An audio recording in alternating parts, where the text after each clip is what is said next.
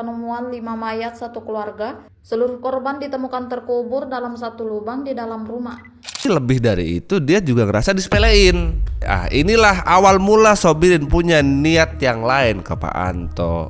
Dan karena hal itu, Sobirin ngerasa kalau Pak Anto ini udah nipu dia. Dan karena ngerasa udah ditipu, si Sobirin lah punya niat untuk kayak mana caranya kebalik nih.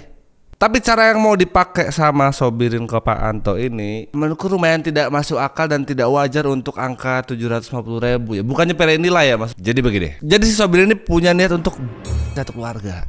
Makanya gue bilang tadi gak masuk akal untuk angka 750.000 dengan apa yang mau dia lakuin. Tapi karena dia sadar nih gak mungkin gue bisa beresin semuanya sendiri, dia lah ngajak satu kawan. Dihubungilah sama dia, itu sepupunya, namanya Prio lah ya.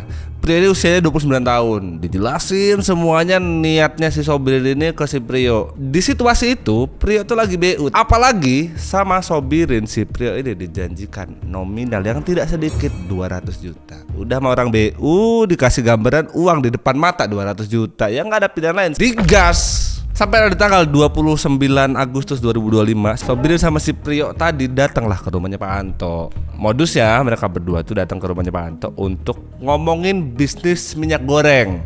Dan karena sama Pak Anto ini dirasa ini kawan sendiri, ya dia nggak ada naruh curiga apapun. Dibuka lah sama dia pintunya, disilakan masuk, ngobrol mereka. Nah tuh mereka bertiga ngobrol-ngobrol di ruang tamu depan. Ya sampai tengah malam lah, orang datangnya udah jam 11-an.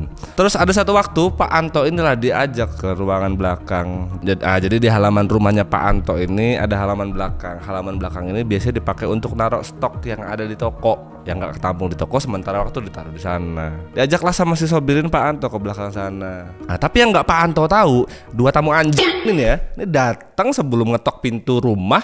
Mereka itu bawa kunci sama pipa bersih gitu yang memang sudah mereka rencanakan untuk ditaruh di dekat-dekat gudang tadi. Sudah sampai di halaman belakang rumahnya Pak Anto ini, Sobirin ini dari belakang dia diem di tempat yang ditaruh tadi tuh. Itu dimasukin ke tas. Tas itu emang udah ada di situ dari sebelum mereka ngobrol di depan tadi. Pas Pak Antonya lagi lengah, dia nengokin gudang segala macam. Diem-diem si Sobirin inilah ngambil pipa bersih yang ada di tas tadi.